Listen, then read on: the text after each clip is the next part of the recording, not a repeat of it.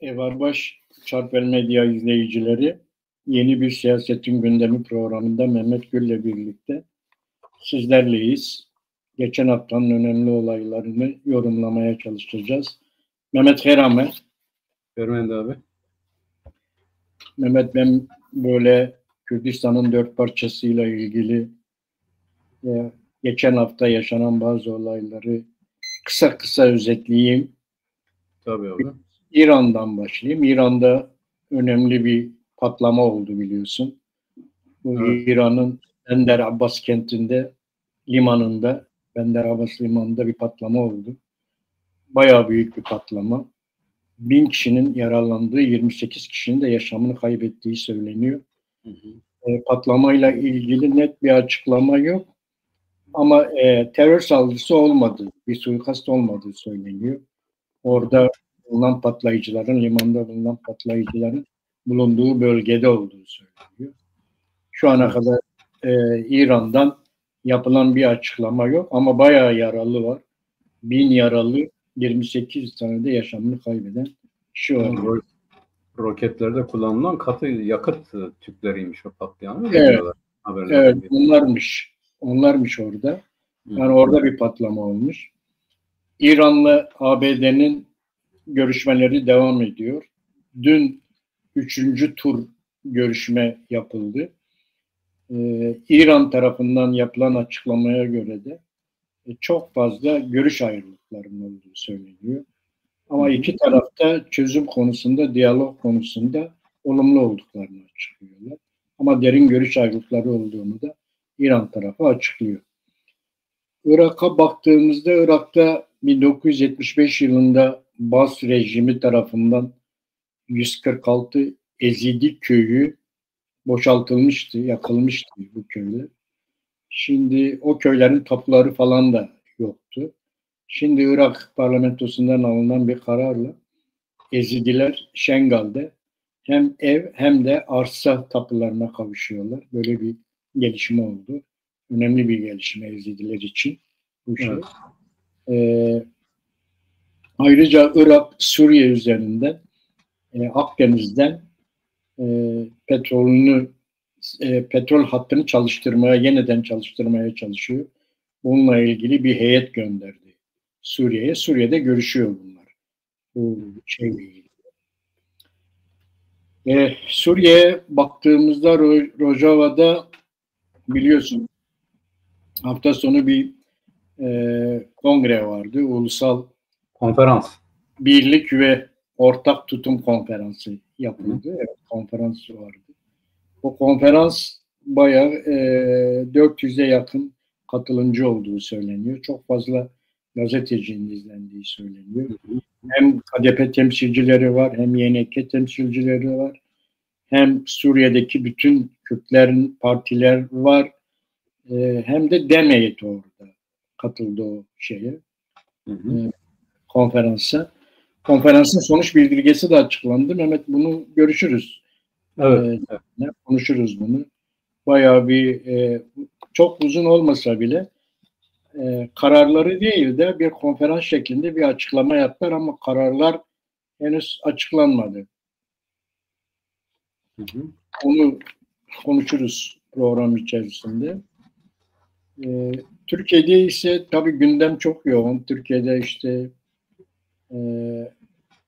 ne diyelim, haftası içinde DEM heyeti gitti, bir Öcalan'la bir kez daha görüştüler. Adalet Bakanı. Yok, Öcalan'la görüştüler. Bir Öcalan'la görüşme oldu. Daha sonra da Adalet Bakanı'yla bir görüşme oldu. Bir görüşme yaptılar. AKP sözcüsü Çelik bir açıklama yaptı bu görüşmelerden sonra. İşte Nisan ayının sonunda önemli gelişmeler olabilir diye. Onu birkaç böyle siyasi söyledi. Nisan ayının sonuna doğru bir takım gelişmeler olabilir diye. Nisan'ın da sonu geldi. Bu ayın 27'si. Bakalım nasıl gelişmeler olacak.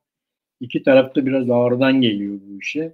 Sonra hafta içerisinde bu Mümtaz Türköne konuştu yine.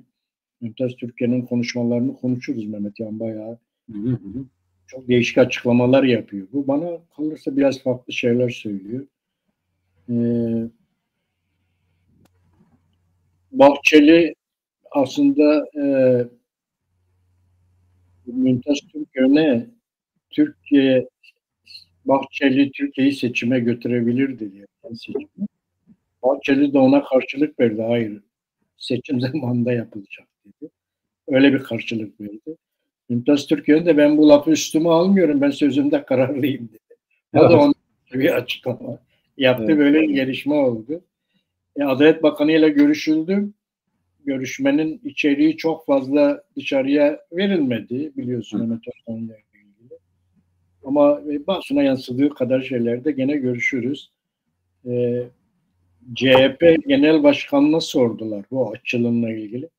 Özgür Özel, Kürt sorununun çözümü için meclisin dışında bir çözüm aramıyorum dedi. Meclisin dışındaki bir çözüm bizim için olmaz dedi. Mecliste olacak bir çözüm dedi. Onu söylüyordu. Bu İstanbul'da yaşanan deprem önemliydi. 6.2 şiddetinde bayağı bir sarstı. Can kaybı yok ama 437 binanın hasar olduğu. Hasar ilk etapta öyle saptamışlardı. 437 tane binanın hasarlı olduğunu söylediler. Bugün Mehmet Uç'un bir açıklama yaptı Mehmet. Yine bu Türkiye'deki yaşanan olaylarla ilgili bir açıklama yaptı. İşte emperyalistlerden bahsediyor. Emperyalistler cepheyi kullanarak Türkiye'de bir kaos ortamı yaratıyorlar diyor. Böyle bir açıklama yaptı. Ayrıca 24 Nisan biliyorsun Türkiye'de 24 Nisan 1915 Ermeni soykırımının ölüm yıl dönümüydü. Katliamının yıl dönümüydü. Bu yıl dönümüyle ilgili de yine vaktimiz oldukça görüşeceğiz Mehmet seninle birlikte. Evet. Evet. Şimdi nereden başlayalım Mehmet? Suriye var, Türkiye var. Evet, hemen bu şeyle başlayalım abi. Bizim için önemli olan Güneybatı'yla. Evet, Rojava'yla. Rojava'yla başlayalım. Ben genelde Güneybatı demeyi tercih ediyorum. Evet. Şimdi yani bu apolitik isimlerden kurtulmak lazım. Şimdi Güneybatı'daki gelişme bana göre bu işte geride bıraktığımız haftada şahit olduğumuz en önemli gelişme bizim adımıza. Evet.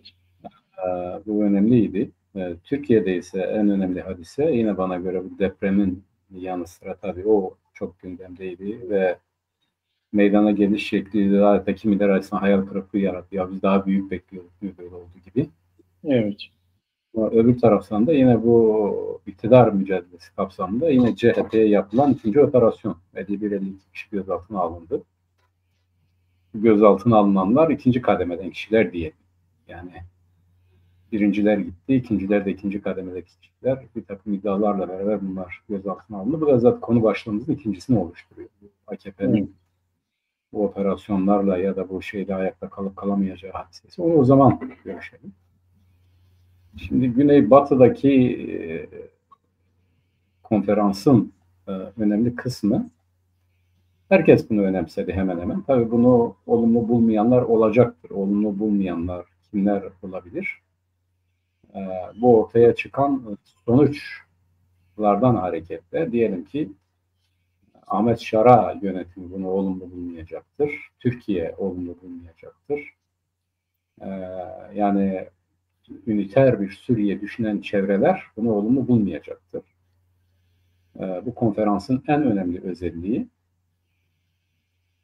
Suriye somutunda Orta Doğu'nun dizaynı konusunda gündemde olan başlıklardan federasyon mu ya da eyalet sistemi mi ya da ademin merkeziyetçi çözüm mü yoksa merkezi çözüm mü?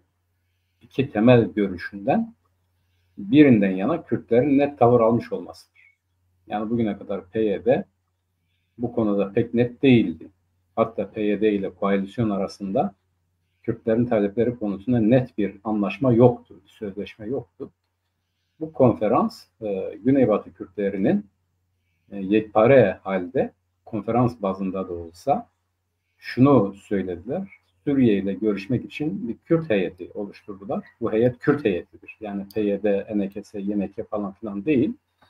Kürtleri temsilen oluşturulacak bir heyettir. Bu Kürt tarafının da federasyon başta olmak üzere Adem'in merkeziyetçi çözümler konuşulmak üzere bir karar alındı. Yani karar demeyelim, konferansın görüşü ya da tecellisi. Bu görüş her iki taraf açısından da benimsendi. Bir, Kürt heyeti olarak görüşmek. İki, Kürt heyeti olarak görüşüldüğü zaman esas itibariyle Adem'in merkeziyetçi çözümün demokratik yollardan gerçekleşmesini görüşmek üzere bir görüş birliği oluştu. Bir diğer görüş birliği nedir? İşte Kürtçenin konuşulması ve Kürt bölgelerin birleştirilmesi. Yani Güneybatı'nın bugün aralarına saplanmış o kamalar gibi dış güçlerin bulunduğu yerlerin onlardan temizlenmesi ve bir yekpare Güneybatı Kürdistan'ın oluşturulması. Kendi dilini konuşması, kendilerini yönetmesi, demokratik yollarla ve aynı zamanda da bir Kürt heyetinin oluşturulması. Bunlar önemli. Yani hani bazı şey yapıyoruz ya, milli dediğimiz özellikleri taşıyan, o millet olmaktan ileri gelen hasletlere uygun milli birlik, milli birlikte davranış ve kendi milli özelliklerini sürdürme ve kendilerini yönetme hadisesi. Bu bence önemli bir görüş birliği, önemli bir anlaşmadır. İki tarafın siyasal görüşü ortak noktalarda bir millet olmanın vasıflarına uygun tecelli etmiştir. Bence en önemli kısım budur. Evet. Bu bir diğer önemli kısmı, yani bundan belki de daha önemli kısmı bana göre bugüne kadar Kürtler arasında bu tipten oldukça birbirinden uzak, oldukça birbirine karşıt iki geleneğin ya da iki kesimin yani bugüne kadar hep farklı yerlerde yer alan ya da hep farklı yerlerde duran iki farklı kesimin bir araya gelerek ve birlik yönünde, ulusal birlikte davranış yönünde karar vermiş olmaları. Bu ortaya çıkan kararlardan bana göre daha önemli. Eğer bu olmasaydı bu kararlar alınamaz. Evet. Bu tabii sadece bunun sonuçları olacaktır. Yani diyelim ki bu ortaya çıkan ulusal milli taleplerin ya da milli ortaklaşmanın ötesinde bunun tabii ki sonuçları olacak. İşte diyelim Kürtlerin iki tane parçada kendilerini ifade eden, kendilerini yönetme iradesini ortaya koyan iki tane görüş oluştu. Fakat bu görüşlerin oluşmasının bence en önemli nedeni ya da işte amil faktörü iki farklı geleneğin bir araya gelip bu çerçevede konuşmuş olmasıdır. Bunun sonuçları şöyle olacak. Kuzeyde de olacak, doğuda da olacak. Çünkü kuzeyde, doğuda ve güneyde böyle bugüne kadar farklı duran iki kesimin bundan sonra bu güneybatıdaki birlikte hareketten sonra diğer taraflarda da bir yumuşama, hatta belki de birlikte hareket etme imkanları daha çok güçlenecektir. Özellikle doğuda. Doğu için bu çok önemlidir. Evet. Ki kuzeyde de önemlidir. Ben önemsizdir anlamında söylemiyorum ama bugün doğuda bu çok daha önemlidir bence. Yani evet, doğudaki milli hareketin yekpare hareket etmesi, İran karşısında, Egemenler karşısında yekpare durması gerçekten çok önemlidir. Umarız orada da bu tip gelişmeler olur. Ve Kürt milleti sadece orada değil, her tarafta kendi hasletlerine uygun kararlar alır, buna göre de davranır. Bence en önemlisi buydu. Bu nasıl sonuçlar verir? Bizim açımızdan böyle ama diğerler açısından herhalde biraz sıkıntı olabilir. Yani Suriye yönetimi, Türkiye yönetimi, İran yönetimi, bu Orta Doğu'da artık geride kalan yekpare, homojen, üniter çözüm anlayışlarının mezara gömüldüğü şartlarda yeşermekte olan federal, Adem'in merkeziyetçi ya da özellikle ya da eyalet sistemine dayalı çözümlerin öne çıktığı süreçte aynı zamanda iki tane farklı görüşünde bizim lehimize çözümlendiği ya da bizim lehimize öne çıktığı anlamına da geliyor. Buna da böyle bakmak lazım. Şu da var abi, dikkat edersen bizimkiler Suriye'de sadece kendileri için değil, herkes için aynı şeyi söylediler. Yani çok uluslu Suriye çözüm dediler. Yani Kürtler ve Arapların olduğu değil. Evet. Yani Dürzelerin olduğu, aynı zamanda inançlarının da gözetileceği bir çözüm biçimi önerdiler. Adem'in merkeziyetçi demek kastettiler. Sadece Kürtler değil, aynı zamanda farklı olan grup ve kesimlerin bu merkeziyetçi yapı temelinde değil de Adem'in merkeziyetçi yapıda. Yani yerelin güçlü olduğu ama merkezin de onları ifade ettiği bir çerçevede bir çözüm önerdiler. Bu aynı zamanda hepsini kapsıyor ve aynı zamanda hepsine de verilmiş bir mesajdır. yani Suriye'deki meselenin çözümü açısından Kürtler bu hamleyle beraber aynı zamanda çoğunluğun çözüm önerisinin temsilcisi, deklare edicisi ve tarafı haline de geldiler. Buna böyle de bakmak lazım. Şimdi bitti mi Ömer söyleyeceklerin? Evet. Şimdi bu kadar abi.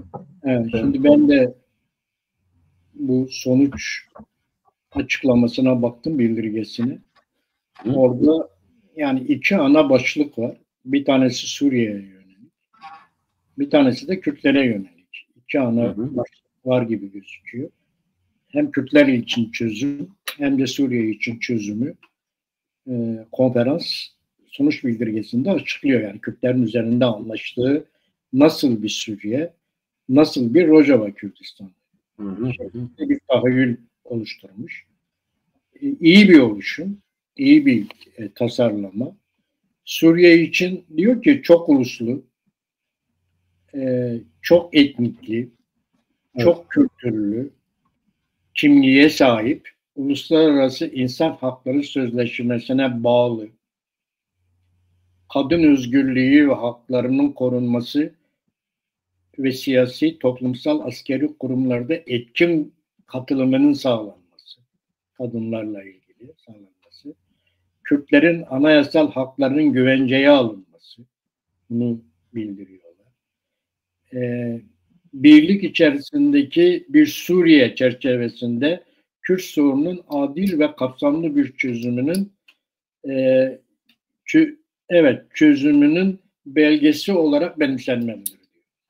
Yani bunu Suriye için söylüyor. Çok kültürlü, sen dediğin gibi çok dinli bir yapı var. Bu yapıya uygun hiçbir bileşeni atlamadan, hiçbir bileşeni es geçmeden bunların hepsinin özgürlüğünü anayasal güvenceye kavuşturması, bir, uluslararası toplumsal sözleşmelere bağlılık, iki, kadınların sosyal, kültürel, askeri bütün yaşamlara katkısının olmasının gerektiğini söyleyen ve yani Kürtlerin de bu konuda haklarının anayasal güvenceye kavuşturulması gerektiğini söyleyen Suriye için bir şey var, bir öngörü var şeyde, sonuç bildirgesinde. İkinci kısmında da Kürtlerle ilgili var. Kürtlerle ilgili de diyor ki konferans ortak Kürt tutumunu kabul ederek bunun ister Kürt siyasi güçler arasında ister onlarla Şam yönetimi arasında veya Suriye'deki tüm uluslar güçler arasında. Yani hepsinin arasında onlarla da olabilir. Ulusal diyaloğu bir temel olarak görüyoruz. Yani biz Suriye ile ilgili çözümlerimizi, diğer toplumlarla ilgili şeyleri, sorunları bir diyalog yöntemiyle çözmeyi kabul ediyoruz. Biz Kürtler olarak diyor. Evet. Bunun diyalogla çözülmesinden yanayız diyor. Bunu görüyorsun orada. Onun dışında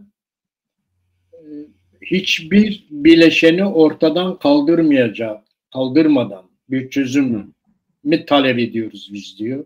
Bileşen dedikler işte diğer hem kimliksel hem dinsel azınlıklar olarak geçiyor. Bunların hiçbirinin es geçilmediği, hepsinin anayasal güvenceye kavuşturulduğu bir şey olarak ele alıyor bunu. Yeni Suriye'nin inşasını bunlarla beraber diyor, yeni bir Suriye'nin inşasını şey yapıyoruz diyor. Güvence altına alınmasını sağlıyoruz diyor. Yani bu şekilde bir defa Kürtlerin Kürt tarafında da Kürtlerin Kürt olarak orada var olmaları, ikincisi belli bir statüde olmaları konusu burada işleniyor. Bu statünün adı konulmuyor. Hani işte federasyon olur, işte yani federal anlayış temelinde ama ademi merkeziyetçi, yani o şu anlama geliyor. Yani biz federasyona açığız ama yani bu olmasa da herkesin kendisini yönetebileceği ademi merkezi bir sistem, yani yerelin güçlü olduğu özellik anlamında. Zaten ademi merkeziyetçilik özellik demek. Bir yerde özelliktir, evet. Yani özellik olduğu, bu özellik içerisinde de kendileri yönetebildiği her açıdan. Yani kendileri olduğu. öneriyorlar? Yani konferansta iki yön var. Bir Suriye'ye yönelik var, bir de Kürtlere yönelik var. Evet. Suriye'ye yönelik talepleri çok demokratik, çok net, gerçekten batılı değerlere uygun, bugünkü Şara yönetimiyle çok uyuşmayan bir Suriye tahayyül ediyorlar. Kürdistan meselesinde de zaten Kürtlerin özgürlüğünü ve Kürtlerin özerk yapısını vurguluyor orada. O şeyde anayasal bir güvence istiyor bunların hepsine. Bu şekilde çok net bir görüş çıkmış ortaya. Bu olumlu bir gelişme. Evet, Şara'ya uymuyor. Niye uymuyor biliyor musun abi? Şara evet. Aslında konuşurken biz de diyor herkesi atılımını istiyoruz. Herkese açık bir yönetim istiyoruz ama gidiyor bir aynen Türkiye Cumhuriyeti Devleti gibi üniter bir yapı kuruyor. Kendi kafasına göre hükümet kuruyor. Kendi kafasına göre anayasa oluşturuyor. Diğerlerine diyor gelin katılın diyor buna. Evet. Yani bu zaten peşinen baştan biz bildiğimizi yaparız. Siz de buna tabi olmakla mükellefsiniz diyor. Fakat bugün Suriye'de uluslararası düzeyde de yani bugün Kürtlerin o kararını sadece kendilerine hareketle almış bir karar değil. Kürtler aynı zamanda bugün Suriye'ye ilişkin yarışmakta olan ya da çatışan iki temel görüşü göz önüne alıyor. Birincisi üniter yapı, Şara yönetimi. Zaten bunu reddettiler anayasasıyla ve hükümetiyle. Biz ne bu hükümette yer alırız ne bu anayasayı kabul ederiz dediler. İkincisi de Suriye'yi ademi merkeziyetçi temelde yeniden inşa eden yaklaşım. Yani Fransa böyle düşünüyor, Amerika böyle düşünüyor, İsrail böyle düşünüyor. İsrail deyip geçmeyelim. İsrail artık yani bugün Suriye üzerinde birinci dereceden etkin bir güçtür. Yani bugün İsrail'in gidip HTŞ yönetimiyle oturup konuşup onları kendi çözümlerine ikna etmeyeceklerin bir yani bu öngörüde bulunmayacak kadar şey değil. Bu da muhtemeldir. Çünkü HTŞ de biliyor ki kendisini iktidara getiren güçlerin başına İsrail gelmektedir. Şimdi İsrail'in, Amerika'nın, Fransa'nın yani Suriye'nin bu dikkat edersen bu geçen gün bu şeyde Antalya konferansında Antalya Diplomasi Platformu'nda Birleşmiş Milletler Bilmiyorum geldi konuştu abi. Sen onu dinledin mi? Onunla ilgili haberler çıktı. O adamın konuşmaları yani bir samimi itiraf gibi. Yani Suriye nasıl kim istiyordu Suriye'nin böyle olmasını? 2015 yılından beri.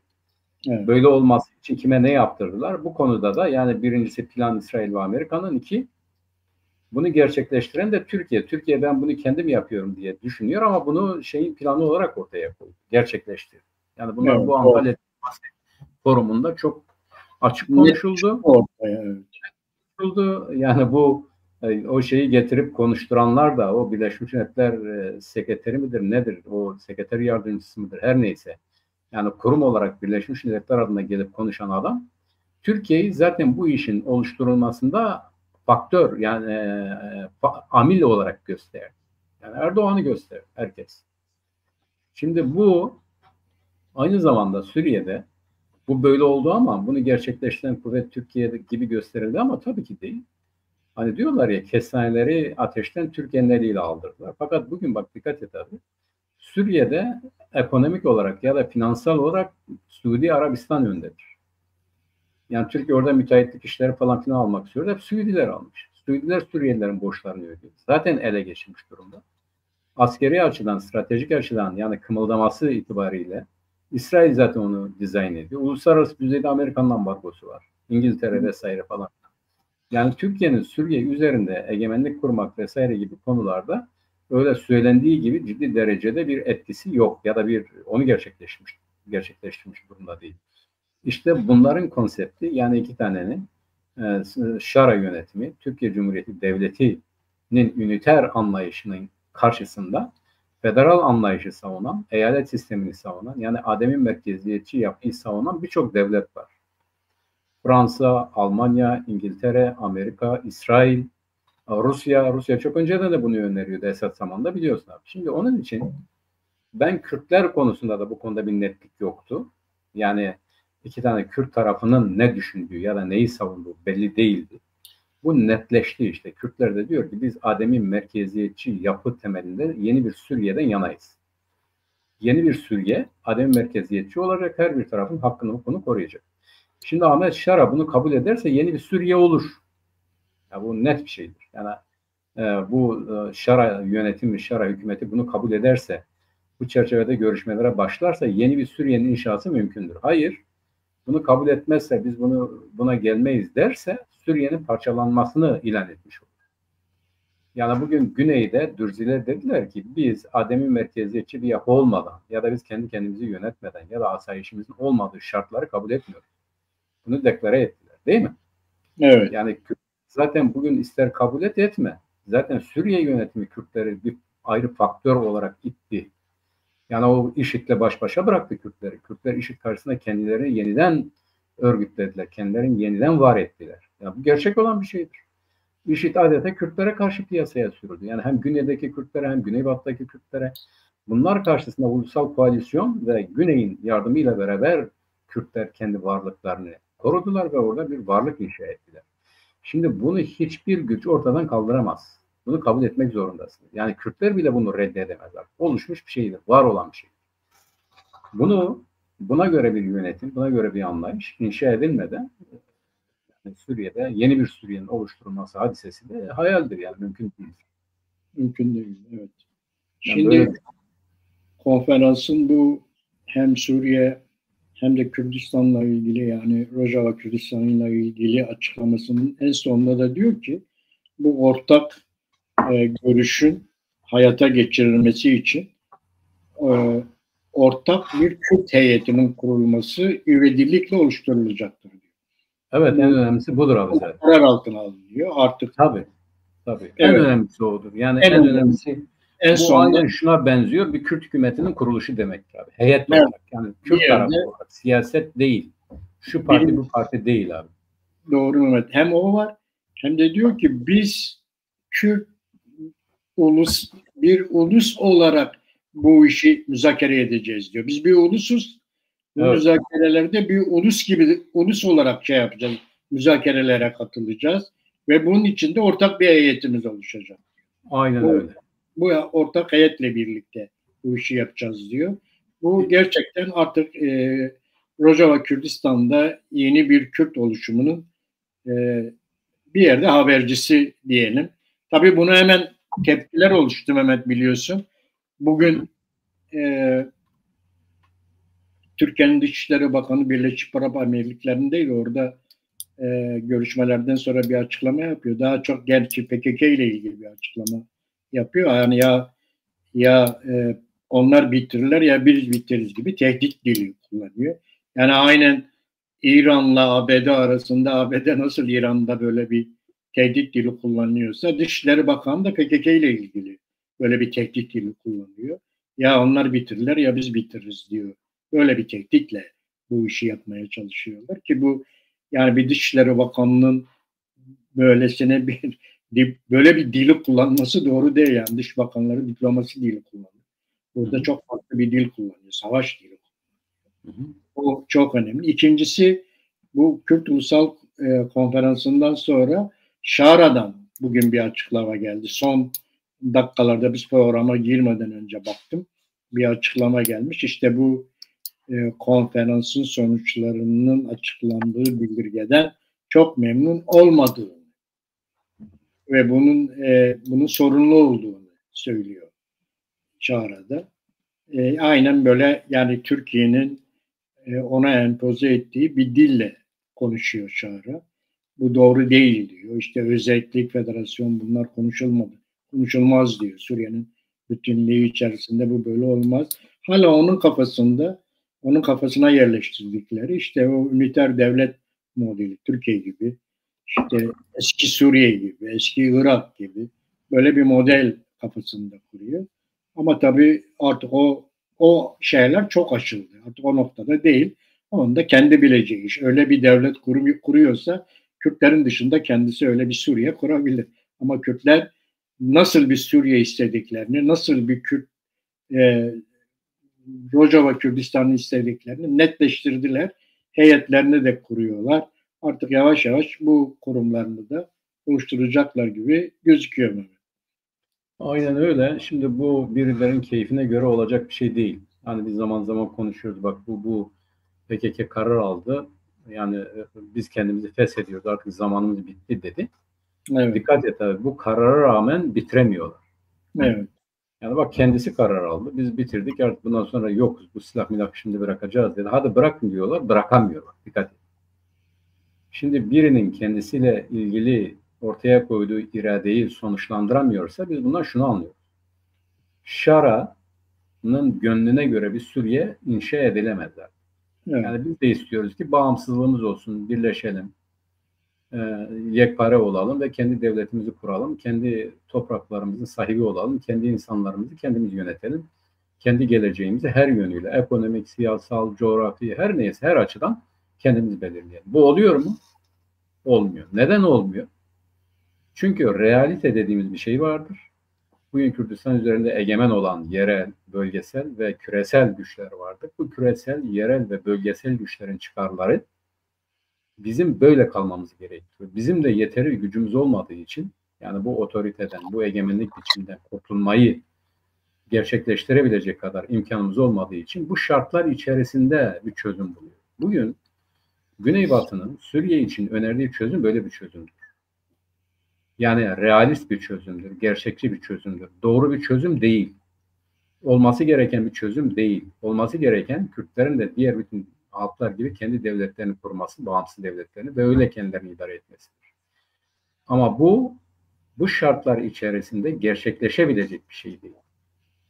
Yani doğru olanı, yerinde olanı, haklı bulduğumuzu yapamıyoruz. Biz ehven-i şer olabileceği öneriyoruz herkese. Diyoruz ki bugün bu şartlar altında herkes ayrı bir kuvvet, ayrı bir güç. Herkes eskisinden farklı olarak çöken merkezi yapının ardından kendi ölçeğinde bir güçtür. Bu güçleri yeniden örgütlemenin tek yolu bunların birbirini tanıması, varlığını kabul etmesi, hak ve hukukuna saygı göstermesi.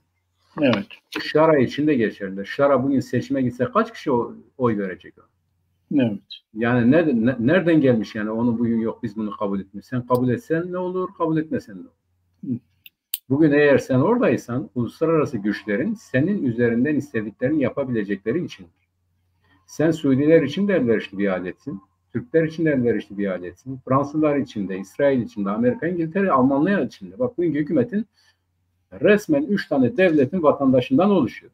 Senin hükümetin içerisinde Alman var, Fransız var, İngiliz var. Yani sen hangi hükümetsin? Bugün senin ülkeni İsrail yönetiyor. Senin sınırlarını İsrail belirliyor. Sen neyi kabul ediyorsun, neyi etmiyorsun? Sen kendi ölçeğinde, kendi gücün, kuvvetin ölçeğinde ancak konuşabilirsin. Bugün Kürtler, Suriye'nin işte birilerinin rahatsız olduğu gibi %30'unu kontrol ediyor. Burada örgütlüdür. Burada bir devlettir. Devlet gibi hareket ediyor. Dili var, parlamentosu var, asayişi var, kuvveti var ve benzeri. İster kabul et, ister etme. Bu fiilen bir devlettir. Bu devlet eğer ortak bir devletin çatısı altında herkesin birleşmesini istiyor, senin buna saygı duyman lazım. Ya da senin buna şükretmen lazım. Yani bugün Esad yönetimi dahi senin iktidar olmana el vermişken, imkan tanımışken, bir tek el kurşun atmadan bir otelde sana devleti devretmişken sen neden söz ediyorsun? Sen neyi kabul edip etmeyeceği konusunda kendine bir güç vehmediyorsun. Böyle bir şey yok. Hiçbir açıdan senin bir gücün, kuvvetin yok. Uluslararası konjonktür itibariyle bugün varsın. Yarın senin ne olacağını da bir garantisi yok. Kürtlerin vardır ama bak ateşten çıkarak kendi varlıklarını korudular. Ölerek kendi varlıklarını korudular. Bir şeyler ortaya koydular. Senin öyle bir durumun da söz konusu değil. Sana altın tepside iktidar sunuldu. Öyle gerekiyordu. Senin üzerinden bir Suriye inşa edilmek isteniyordu. En güçsüzü sensin. Bugün en güçlüsü Kürtlerdi. Kürtler buna rağmen el uzatıyor. Ortak bir Suriye kuralım. Herkesin hak hukuku savunulsun, korunsun. Sen bunu biz kabul etmiyoruz desen ne olur, demesen ne olur. Onun için ben Şara'nın doğru, yani sorun çıkarabilirler, kabul etmeyebilirler. Fakat böyle bir tavır, böyle bir tutum Kürtlere gidin, ayrılın, kendi devletinizi kurun anlamındayım. Başka bir anlamı yok. Evet. Yani bak dikkat et abi, Güney'de de Irak yönetimi bir ara biz etmeyiz, eylemeyiz. Bak hala o parlamentonun aldığı kararlara uymuyorlar. Hala 140. maddeye uymuyorlar. Hala biz bu yaparız, şu yaparız diyorlar. Yapabiliyorlar mı? Yapamıyorlar. Neden? Çünkü bir güçtür, bir kuvvettir. Yani ortada olan bir varlıktır. Senin bu varlığı ortadan kaldırman için gücün yoksa tanımak zorundasın. Bugün Suriye'de de durum budur. Yani Şara'nın iktidarda kalması, varlığını devam etmesi de Kürtleri kabul etmesinden geçer. Ve bu gerçektir, yani ben bir şey abartmıyorum. Evet. Realite böyledir. Onun için ben bugün olmasa yarın öbür gün her neyse, ama eğer bir yeni Suriye istiyorlarsa bugün Kürtlerin ortaya koyduğu makul, yani bana göre yeterli olmayan ama makul diyebileceğimiz, Kürtlerin de kendi varlıklarını koruyabilecekleri çözüm. Hani diyorlar yetmez ama evet, ve gerçekten de öyledir. Bunu kabul etmesi lazım. Buna hatta Kürtlere teşekkür etmesi lazım. Eğer ortak bir Suriye, yeni bir Suriye olacaksa. Bunu kabul etmesinden başka bir çaresi olduğunu da sanmıyorum. Öyle gözüküyor Mehmet. Yani daha böyle bir takım Suriye ve Suriye'nin eski Suriye'nin artık bittiğini, yeni bir Suriye'nin kurulmakta olduğunu ve bu Suriye'nin eskisi gibi olmayacağını anlaması gerekiyor. Birincisi. İkincisi, Türkiye'nin A ve B planı hala devam ediyor. İşte birinci planı, A planı, Kürtler Suriye'de bir statüye sahip olmasın planıydı. Eğer bunu beceremezsek, bir şey elde ettilerse bile, bir statü gibi, bir yerel özellik gibi bir şey olsa bile, bu Suriye'ye çok bağlı olsun, askeri bir gücü olmasın, ekonomik gücü olmasın, askeri ve ekonomik olarak da Suriye'ye bağlı olsun. Böyle bir güç ediyorlar. Böyle bir B planı var Türkiye'nin. Ama Kürtler bunu gördü. Yani böyle bir şeyin olamayacağını gördü. Hem güneyde bu plan uygulamaya çalıştılar. En başta işte güneyde bir bölgesel yönetimin oluşmasına karşı çıkamadılar. Onu önleyemediler. Arkasından mümkün olduğu kadar Irak'a bağlamaya çalıştılar. Ama her ikisi de çöktü. Oradan olmadı. Sanırım bu Suriye'de de aynı planı uyguluyorlar. İşte evet. Önce statü elde edilmesin, sonra da eğer olacaksa da bu askeri ve ekonomik gücü olmasın, tamamen Suriye'ye bağımlı bir yapı haline gelsin. İstediğimiz zaman da biz onu yok edelim gibisinden oluyor. Kürtler artık bu oyunları biliyor. Uluslararası diplomasiyi biliyor. Uluslararası diplomasiyi bildiği için de çok iyi uluslararası ilişkiler kurmuş, batılı dostlar elde edilmiş durumda. O açıdan yani bu şara kabul etmiş etmemiş çok önemli değil. Kürtler bu ulusal kongrede aldığı yolda devam edeceklerdir. Evet, evet. Deneyeceklerdir. Yani Birleşik bir Suriye'yi deneyeceklerdir. Birleşik bir Suriye'de Rojava özel Kürdistan bölgesini deneyeceklerdir. Olmazsa da o zaman kendi göbeklerini kendileri keseceklerdir. Yani aynen öyle, aynen öyle. Ne ekonomik olarak Suriye'ye bağımlı kalmak isterler, ne de askeri olarak Suriye'ye bağımlı kalmak isterler. Yani bu şartlarda kendi kendilerini yönetebilir. Zaten bugüne kadar öyle geldiler abi, dikkat edersen. Evet. Kendi kendilerini Güneyde olduğu gibi. Güneyde olduğu gibi. Evet. Yani Güney'de ilişkileri de daha da ilerleyecektir.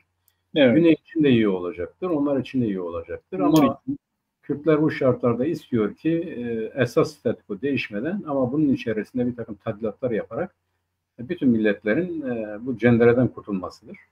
Bunu kabul etmezlerse kendilerinin bileceği bir iştir. Ben şara yönetiminin siyasal çözümünün uluslararası düzeyde haklılık bulacağını, yani Kürtlere evet gelin bunlara biat edin denileceğini hiç düşünmüyorum. Evet, ben de düşünmüyorum. Yani şara, eğer Batılılar Kürtler veya şara arasında bir seçim yaparlarsa herhalde seçimlerini Kürtlerden yana yapacaklardır. Şara yönetiminin ne olacağı belli değildir. Aynen. Aynen bunun Türkiye'deki iktidardan da beklemek lazım. Bir tarafta şara var, bir tarafta Kürtler var. Bir taraftan Kürtlere el uzatmak istiyorlar.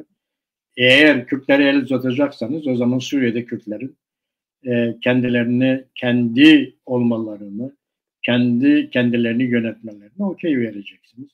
Eğer bu olduğu zaman, o zaman Kürtlerle ilişkileriniz de düzelir. Zaten Güney Kürdistan'la ilişkilerinizde herhangi bir problem yaşamıyorsunuz. Orada her türlü ticareti yapıyorsunuz, her şey var. Aynısını Rojava Kürdistan'ı için de yapabilirsiniz. Bu da olabilir. Ama eğer şara hükümetini seçecekseniz, yani orada şeriatçı bir devlet kurmak istiyorsanız, Kürtler de bu işe gelmezler. Bu Kürtlere uygun bir yapı değildir. Kürtler kendi bildiği yolda yürürler gibi gözüküyor. O konuda Türkiye devleti içerisinde de yekpare bir görüş yok. Yani şimdiki egemen görüş o yöndedir abi. Ama Evet. tanık olduk, şunu da isteyenler vardır. Bizim sınırımızda şeriatçı bir yönetim olmaktansa seküler bir Kürt yönetiminde olmasını tercih ediyoruz diyenler de vardır. Ve bundan sonra bu konuda kararı verecek olan Türkiye Cumhuriyeti Devleti'dir. Evet. Yani onlar bunu tercih edecekler. Bu da iktidarın değişmesiyle alakalı bir şeydir. Yani doğru. yeni bir zihniyetin oluşmasıyla alakalı bir şeydir. Doğru. Ben de öyle görüyorum. Yani eğer gerçekten yani bir tercih kullanacaksa Türkiye, şeriatçılarla ve Kürtler arasında bir tercih kullanacaksa büyük şey olarak yani Kürtleri tercih etmelidir. Hem kendi içindeki Kürtlerle barışmak adına hem de gerçekten Türkiye'deki yapıya daha uygun olan Kürtlerle bu işi götürmek zorundadır. Öbür tarafta da şeriatçı bir yönetim geliyor. Yani bu ideolojik şeylerle bakmamalı oraya. Siyasi İslam'ın Türkiye'deki bakış açısıyla ona yönelmeye çalışıyorlar. Ha, bu artık bölgede gelişen yön değil, gerileyen yöndür. Bu yüzden de Kürtler de ittifaklarını gelişen yöne göre kurmalıdır. Eriyen taraf üzerinden kendi ittifaklarını kurmamalılar. Tüm bunlara baktığımızda Mehmet, işte Türkiye'de bir süreç var, diyalog süreci devam ediyor. İşte Öcalan'la görüşüldü geçen hafta, işte Adalet Bakanı'yla görüşüldü. Bu görüşmelerle ilgili çok böyle açık, net bir şey yok. Hala kapalı gidiyor görüşmeler. Hem Türkiye'deki diğer siyasi hareketler bilmiyor bunu, ne olduğunu. Yani parlamentoda olan partiler bunu bilmiyorlar. Hem Kürtler bilmiyor hani ne oluyor, ne bitiyor, ne de anlaşılıyor, neler konuşuluyor. Bunlar bilinmiyor. Bir taraftan da tehdit dili, sürekli bir tehdit dili kullanıyor. İşte bugün Dışişleri Bakanı, Türkiye'nin Dışişleri Bakanı yine bir tehdit salladı. İşte ya siz bitirirsiniz ya biz bitiririz falan. Hiçbir zaman bölgede terörü yaşatmayacağız. Terörün devamını da yaşatmayacağız. Bunu da DSK için kullanıyor bu lafı. Bunları yaşatmayacağız diyor. Hani böyle bir dille giden bir diyalog süreci var. Bir taraftan da iktidar artık toplumsal meşruiyetini kaybetmiş durumda. Yani artık gerçekten Türkiye'deki toplum bu iktidarla idare edilebilecek bir durumda değil. O gözüküyor ortaya. Zaten kendisi artık Erdoğan siyaset yapmıyor. Siyasetin yerine inşa ettiği bir güç var. Özellikle de bu hukuki güç dediğim yargısal gücü kullanmaya çalışıyor. Bunu kullanmaya çalışıyor. Bununla yapmaya çalışıyor. Artık siyaset falan kalktı ortadan. Bir siyaset yok. İşte tutukluyor, yargılıyor, içeriye atıyor. Yani cezaevlerindeki fazlalık 100.000'i aşmış durumda. Evet, 400.000'i bulmuş abi. 400.000'i geçmiş durumda. 400.000'i geçmiş durumda şu anda cezaevlerinde. Türkiye tarihinde bir ilk yani. Evet ve Avrupa Birliği Konseyi'nin yapmış olduğu 48 ülke arasında en fazla cezaevinde insan bulunduran ülke konumunda. 48 ülke. Evet. Avrupa Parlamentosu Konseyi, Avrupa Birliği'ne bağlı konseyde 48 ülke arasında en fazla tutuklu bulunduran bir ülke konumuna geldi. Hükümlü ve tutuklu bulunduran ülke. Yani bu da şeyi gösteriyor. Yani toplumsal meşruiyetini kaybetmiş, artık her taraftan itiraz var. Öğrenciler itiraz ediyor, veliler itiraz ediyor, halk itiraz ediyor, köylüler itiraz ediyor. Herkes itiraz ediyor. Evet. Yani bunun yargı gücüyle meşruiyetini sağlama işi çok uzun sürmez gözüküyor. Bu durumda da bu çözüm süreci ne olacak mı? Abi şimdi bu çözüm süreci konusunda dikkat edersen ben her zaman diyorum ki yani bu doğru, ortada böyle bir şey var. Bu Mümtazer Türkören'in geçen hafta bu şeyde yaptığı röportajda da dile getirdiği, hani orada diyor ya, peki bunu isteyen kim? Onu söylemiyor. Bunu isteyen bir Türkiye Cumhuriyeti Devleti ama kavram olarak düşünmek lazım. Türkiye Cumhuriyeti Devleti uluslararası bir devlettir. Evet. Yani demek ki bunun Türkiye Cumhuriyeti Devleti ile ilişkili uluslararası güçler de bunu istiyor. Onlar emrediyor. Yani bu iş bitti diyor. PKK kendini feshetsin. Evet. Siz de diyor bu Güneybatı'daki statüyü kabul edeceksiniz. Aynı zamanda kendi içinizdeki Kürt meselesinin çözümü konusunda da işte reformlar yapacaksınız ya da yumuşayacaksınız. Yani siyaseten önüne açacaksınız diyorlar. Şimdi böyle bir ortamda AKP neden yapayım diyor bunu. Bak dikkat et abi. Neden yapayım diyor.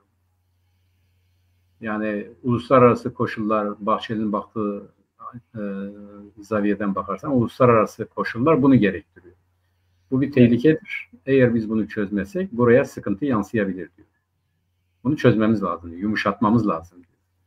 Bu yumuşatma nedir? Tehlikeyi kendi dışımızda tutmamız, içerideki Kürtlerle anlaşıp bizim böyle bir meselemiz yoktur dememiz lazım diyor. Lozan'da da böyle olmadı mı? Evet. Uluslararası statü belirlenirken Kürtler dediler ki Lozan'da bizim temsilcimiz İsmet net diyorsa biz ona uyuyoruz. Türk kardeşlik dediler. Biz böyle gideceğiz dediler.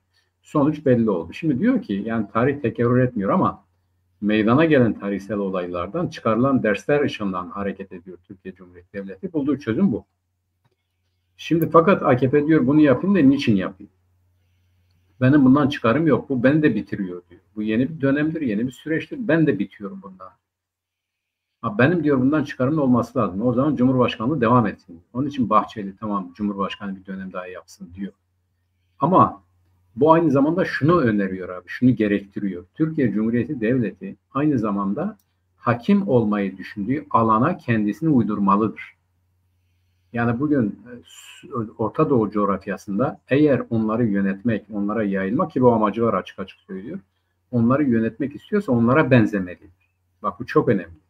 Yani onlara benzemesi nedir? Artık bu Türkiye laiktir, Türkiye sekülerdir vesaireden çok Türkiye devleti Müslüman bir devlettir. Türkiye Cumhuriyeti Devleti Başkanı halifedir ya da bizi yönetebilecek düzeydedir. Bunun için de İslami referansların, İslami vurguların yani şaraya benzemesi gerekmektedir bu yönetici kuvvet. Bunu da Türkiye Cumhuriyeti Devleti mantalitesi kaldırmıyor. Bu kabul etmiyor. Bu iktidar mücadelesini bu kapsamda düşündüğümüz zaman, bu kapsamda ele aldığımız zaman durum ortaya çıkıyor. Bir, yani geldiği noktadan daha ileri giden bir Türkiye mi? Ve daha ileri giden bu Türkiye'nin tercih edeceği çözüm biçimleri mi? İki, geldiği noktadan daha geri giden ve Orta Doğu'da belli yönetici kademelerde olmak isteyen çözümlerin peşinden giden bir güç mü? Bir çözüm. Çatışan bunlara. Şimdi bu çerçevede ben mevcut iktidarın idare edebileceğini, az önce senin de dediğin gibi artık yargı sopası dışında kullandığı başka hiçbir şey yok. Ve bunu çok yaygın olarak kullanılıyor. İşte dün yine bir operasyon yaptı bu İstanbul Belediyesi çerçevesinde 51 kişiyi gözaltına aldı. 50 kişi belli, bir kişi kimdir belli değil, adı yok ama 51 kişi diyorlar. Şimdi bu 51 kişi de İstanbul Belediyesi'nin birinci kademesinden sonraki ikinci kademe. Ve bir ilginç bir şey daha oldu abi İstanbul'da. İstanbul'da bu Sazlı barajında o alanda 50 milyar, 55 milyarlık bir ihale yapıldı ve sosyal konut yapılacak orada. Yani bu İstanbul Kanalı çerçevesinde oldu. Şimdi bu ikinci dalgadan sonra da diyorlar ki İstanbul'a kayyım atanacak şartlar oluşturuluyor. Evet. Bak, dikkat et, Ekrem İmamoğlu terörle iltisaklı bulunup atanamadı. Ama şimdi yöneticiler ya da ikinci derecedeki yöneticiler ya da bütün görevliler alınmak suretiyle buraya yenileri tayin edilerek bu yapılmak istendi. Evet. Kayyum vasıtasıyla yönetilmek. Ya da İstanbul Belediyesi fiilen hükümet tarafından, yönetim tarafından yönetilmek istedi. Şimdi o yapılan o ihaleye çıkan ve kesinleşen bu toplu konut projesinin hayata geçmemesi için CHP ne yapabilir? Bak bu çok önemli. Şimdi iktidarın meşruiyetini yitirdiği belli. Yani bir tane miting çok önemliydi. Yozgat miting. Orada bir de sembolü çıktı, bir köylü çıktı, bir konuştu. Turpla, şalgamla değil, adaletle yönetilir bu ülke. Onu getirdiler başka mitinglerde de konuşturdular. Mersin'de falan da konuşturdular. Giderek oradan da bir şey çıkıyor. Mersin mitingi de ilginçti. Yani artık Türkiye toplumun çoğunluğu bu iktidarın ekonomik politikasından, siyasal politikasından, özellikle ekonomik politikasından bıkmış ve bunun değişmesini, bunun gitmesini istiyor. Fakat CHP bunu istiyor mu? Mesele o. Bak şimdi sadece şu yetmiyor abi. Yani doğru, bu meşruiyetini yitiriyor. Yani şu anda çoğunluğun da egemenlik zihniyetini de yitirmiş durumda. Yönetemiyor da. Yani bu kadar iş içerisinde hala ihale peşinden koşuyor. Hala ihale açıyor, ihale kesinleştiriyor. Hatta yok yere insanları gözaltına alıyor, sorguluyor ve tutukluyor. Öğrencileri tutukluyor. Yani yürüyüş yaptı diye tutukluyor. Bırakmıyor. Bir kısmı bırakıldı ama hala devam ediyor.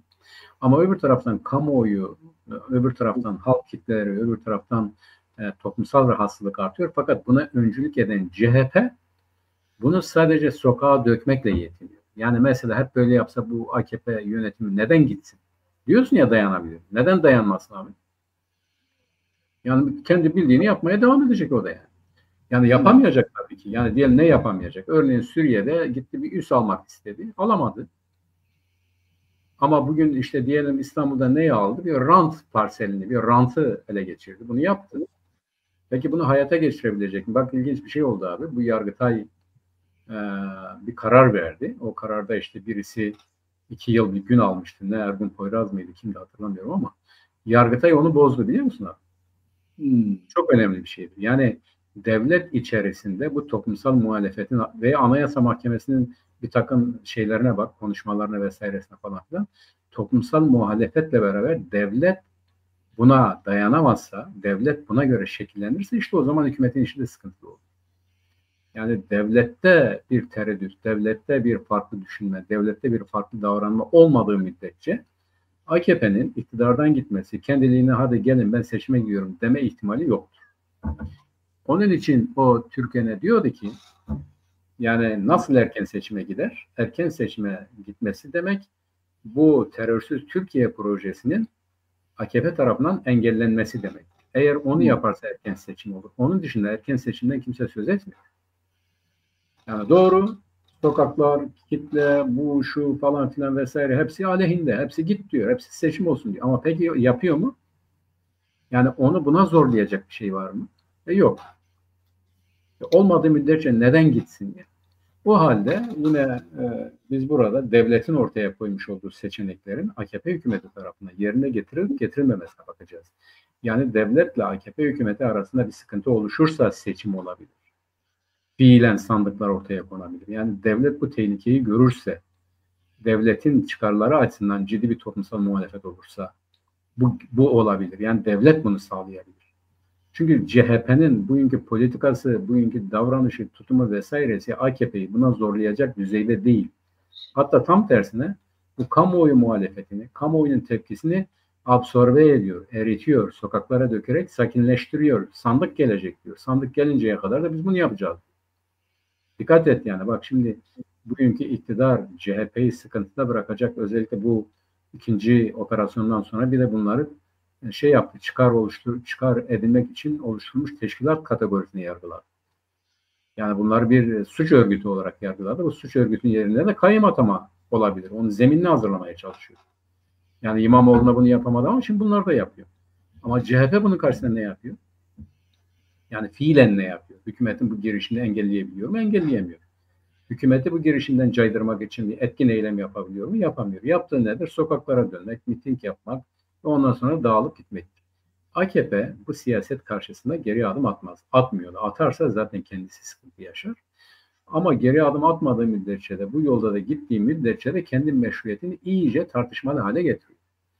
Devlet nezdinde bu kabul gördüğü müddetçe devam eder. Devlet nezdinde sıkıntıya dönüştüğü oranda da seçim meselesi ya da sandığın ortaya gelmesi mümkün olabilir. Bu konuda ben böyle düşünüyorum. Şimdi ben de hafta içerisinde baktım, izledim bu diyalog süreciyle ilgili kim ne diyor, ne yapıyor diye. Şimdi o Mümtaz Türkön'e bir açıklama yaptı. Sen de bahsettin. Mümtaz Türkön'ün açıklamasında şöyle diyor. Diyor ki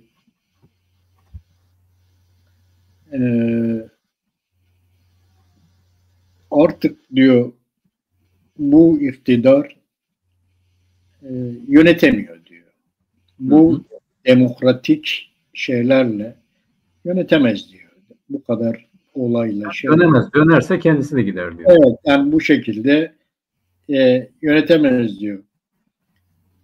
Bu proje diyor Türklerin ve Kürtlerin tek millet olduğu projesidir diyor. Şimdi bak dikkat Yeni et. bir ulus devlet. Yeni bir ulus devlet kurma projesi. Evet. Tek millet oldukları bir projedir diyor. Şimdi bir bunu söylüyor. İkinci maddede hemen diyor ki Kürtlerin Kürt olarak var olacakları, Türklerin de Kürtleri Kürt olarak kabul edecekleri yeni bir ulus devlet doğuyor. Evet, aynen öyle. Mehmet Uçum da öyle. Bahçeli de onu diyor. Evet, aynen öyle. O paradigmayı böyle tarif ediyor.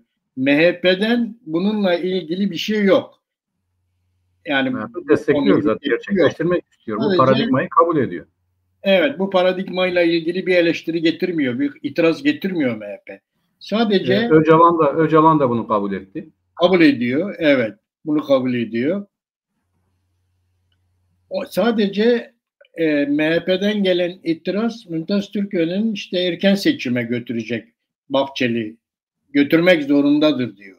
Çünkü diyor AKP bu planı, bu projeyi kabul etmiyor. Kabul etmiyor. Etmiyor. Ayak diriyor.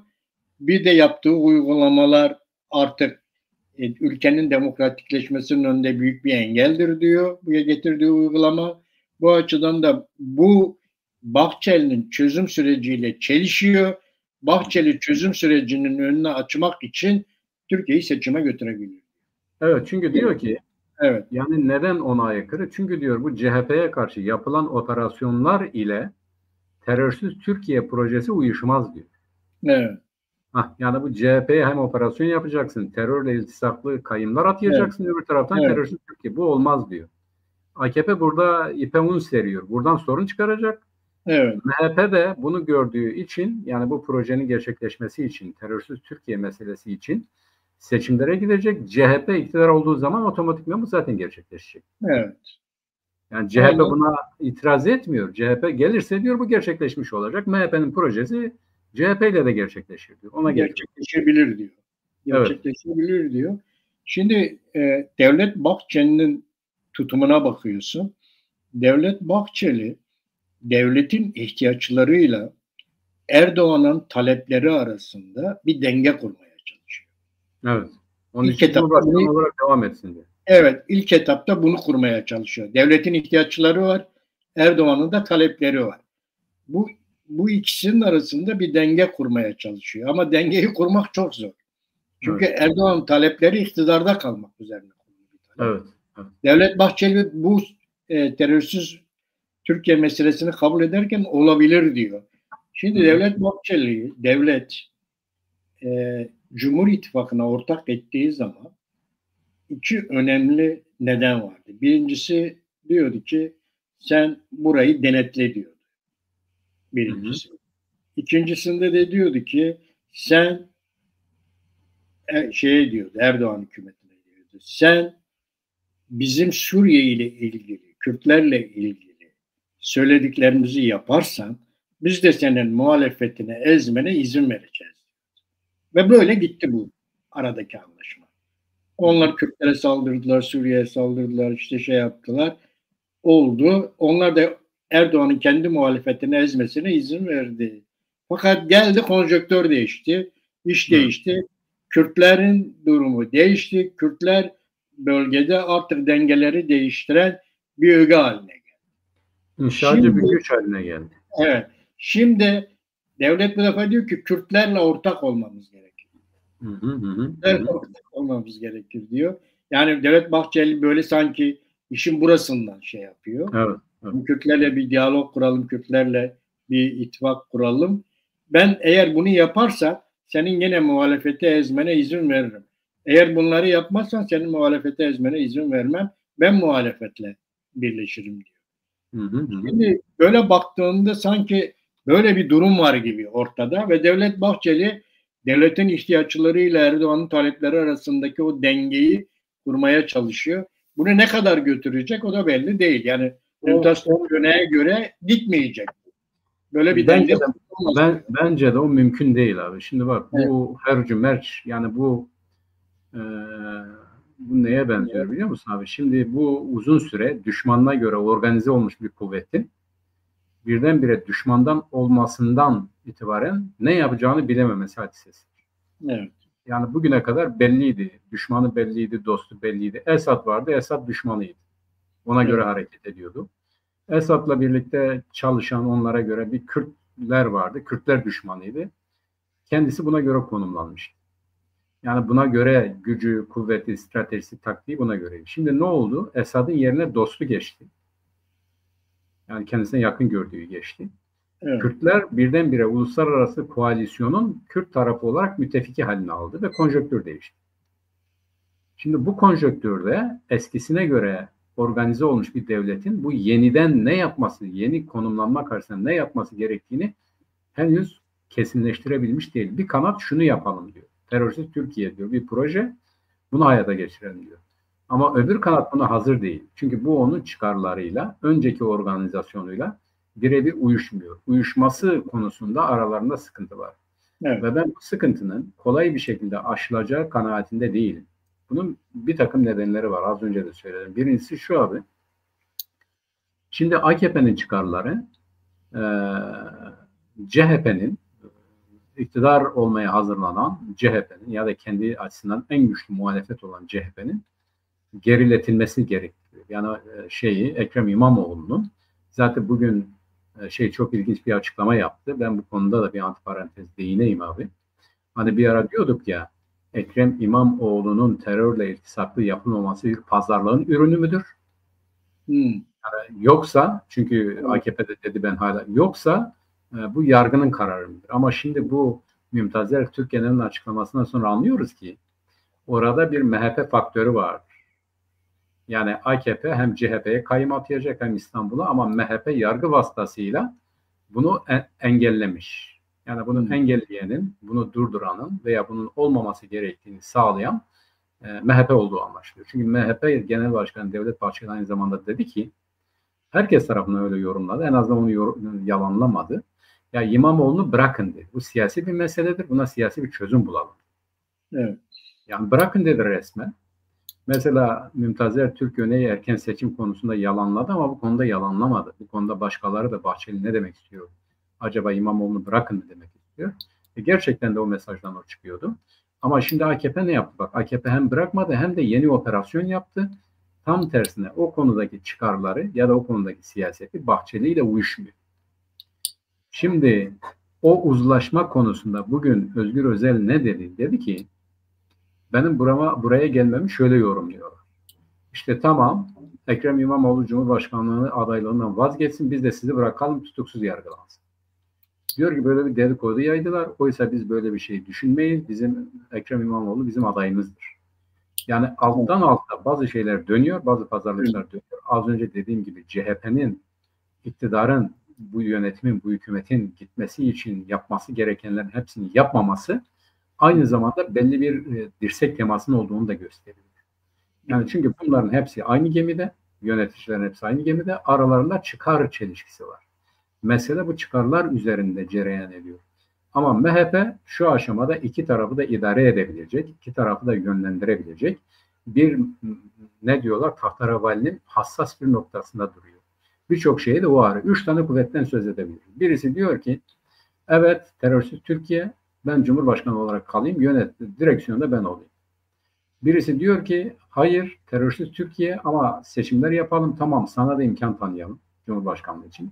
Öbürü diyor ki benim adayım var tamam terörsüz Türkiye ama herkesin katılabileceği ya da benim de girebileceğim bir seçim kazanırsam iktidar olayım. Şimdi bu konsepte olaya baktığımız zaman birlikte hareket eden kuvvetler arasındaki çıkar çelişkisine göre Türkiye bir biçim aldı. Burada güçlenen eğilim, uluslararası konjektürde düşündüğümüz zaman CHP eğilimidir. Zayıflayan eğilim AKP eğilimidir. AKP giderek yerelleşiyor, giderek kısmileşiyor, giderek daralıyor. Siyasi parti olmaktan çıkıp hükmedici, yargıcı bir partiye dönüşüyor.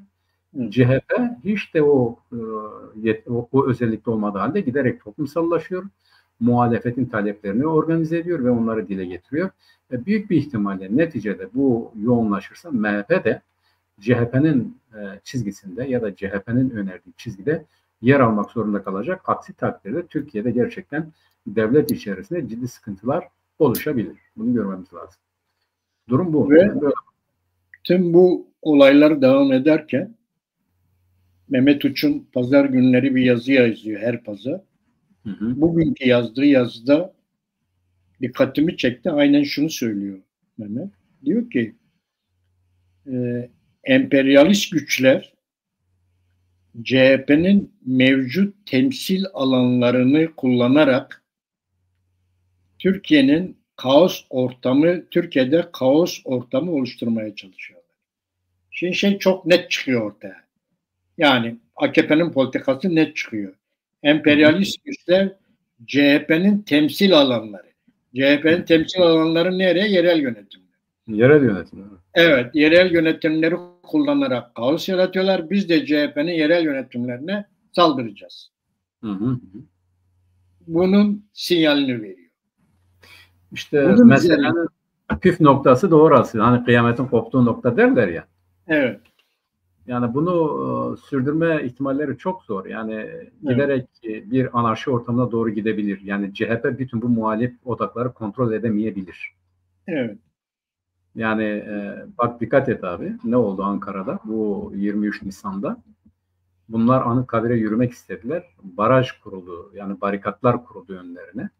Ne yaptılar? Evet. O barikatların bağlarını kendileri koparak yürüyüşe geçtiler. Barikatları kendileri açtılar. Şimdi normal şartlar altında bu kavga sebebidir değil mi? Evet. Yani ama ne oldu? Ankara'da bunu önleyemediler. Yani iktidar içerisinde ya da devlet içerisinde bu konuda daha müsamahalı olunması gerektiğini düşünenler de var.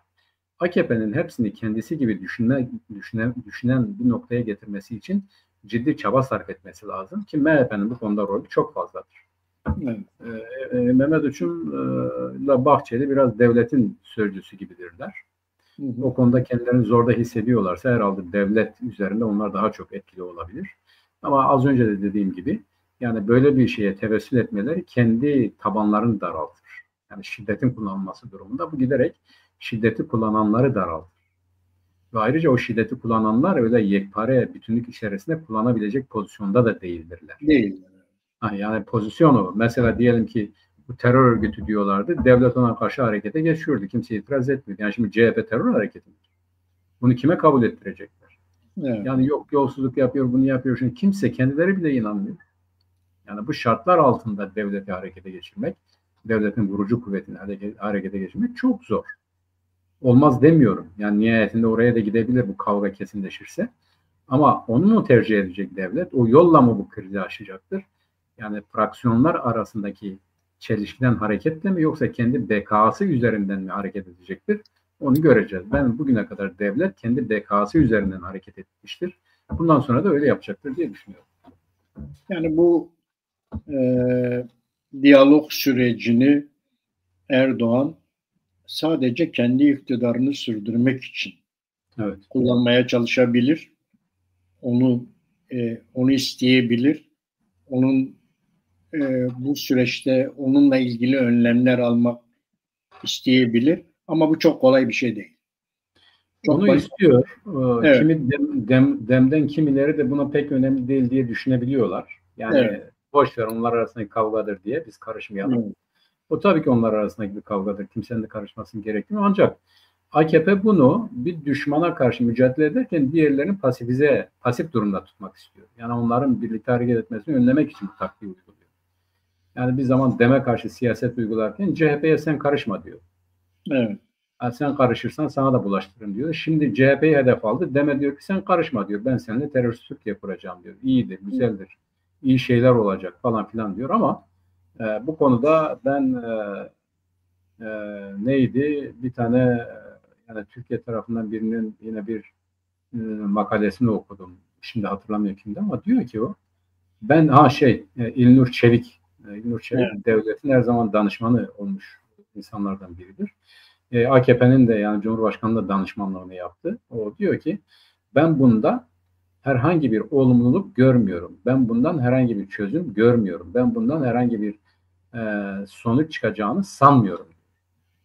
Yani öyle de görmüyorum diyor. Yani bu çok ilginç. Sen okudun mu bilmiyorum abi. Okumadım. Yani İlnur Çevik'in açıklaması ya da röportajı. Hangi gazetede okudum onu da hatırlamıyorum ama birisi röportaj yapmış onunla.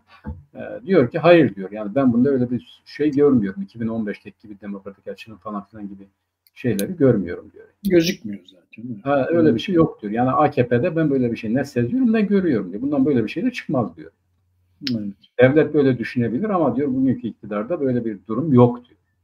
Ve Evet. diyor ki bak çok önemli. Diyor ki artık bu iktidarın yürüyecek mecali de yok. Biz torunlarımıza iyi bir Türkiye bırakmak için artık bu işten vazgeçmeliyiz diyor. Seçime gitmeliyiz diyor ya. Yani Erdoğan'ı kastediyor. Diyor ki Erdoğan kendi torunları için iyi bir Türkiye bırakmak istiyorsa sandığı ortaya getirmelidir. Seçim yoluyla bu işi temizlemeliyiz. Evet, doğrusu bu.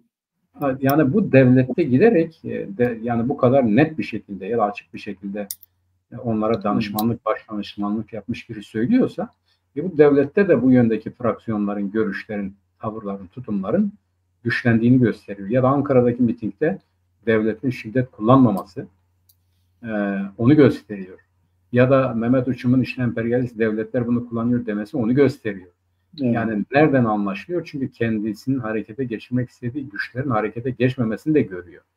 Evet. Ya bütün bunlar neyi gösteriyor? Aynı zamanda devlet içerisinde de bunun böyle gitmeyeceği konusundaki eğilimlerin giderek güçlendiğini görebiliriz.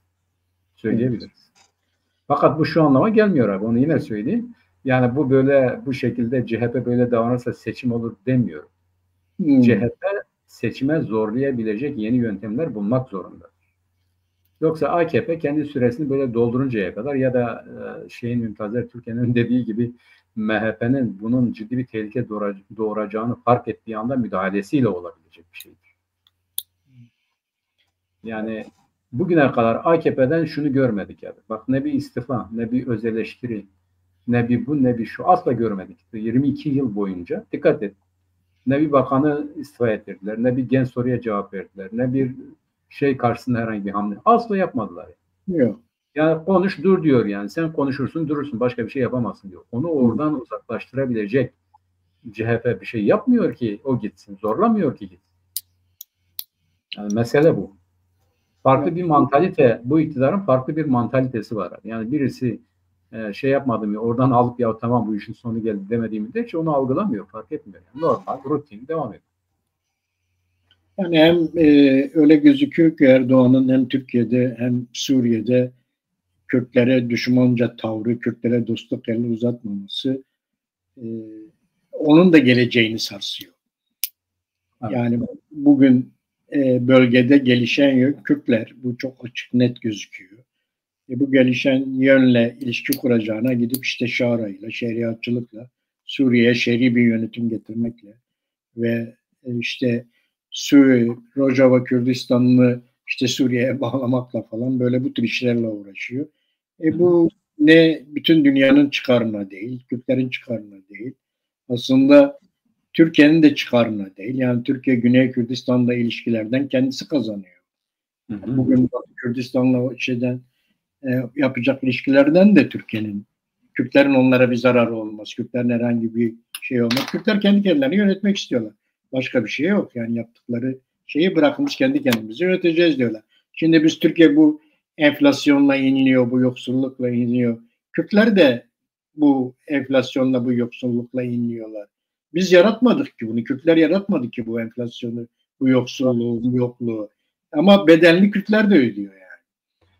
Kürtler değil, esasen Kürtler ödüyor abi. En büyük bedelini yine Kürtler ödüyor bunun. Tabii ki öyle. Yani bugün sağlıklı bir siyasetle, herkesin insanca yaşadığı bir düzende, herkesin kendisi olduğu bir yerde bugün elde olan veriler, elde olan imkanlarla değil Türkiye ve Kürtler bütün dünyayı rahatlığa ulaştırabilecek imkanlar var. Evet. Şimdi savaştan yani bir tarafın çıkarlarını gerektiren savaştan, acıdan, gözyaşından ne çıkar yani? Hiçbir zaman bu olmamış. Hiçbir zaman bu temel insani davranış, temel yaşam biçimi olmamış. Bunlar hep arızidir, geçicidir.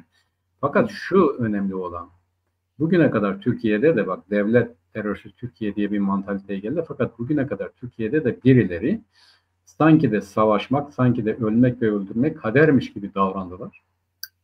Bunu yönetim felsefesi haline getirdiler. Mesele bu. Evet. Bunun bitmesi lazım artık. Yani insanlar ayrı diyorsa da barış içerisinde ayrılmalı, birlikte oluyorsa da barış içerisinde olmalı, kendisi oluyorsa da barış içerisinde sormalı ya. Yani bugün evlenirken, kız isterken soruyorsun değil mi, evlenmek istiyor musun, istemiyor musun? Yani o basit bir insan. Basit bir şey. Ayrılırken de öyle. Yani biz anlaşamıyoruz, ayrılıyor. Bu da insani bir şey. Rıza üretmek gerekiyor. Tabii ki öyle. Yani her şeyde artık bugün dünya genelinde de bak, Trump esti, üfledi, gürledi. Bak şimdi Trump ne oldu? Dedi ki bu Elon Musk'ı artık ben yavaş yavaş, Elon Musk artık kendisini geride tutmak istiyor. Niye? 100 milyar dolar kaybetti abi. Evet.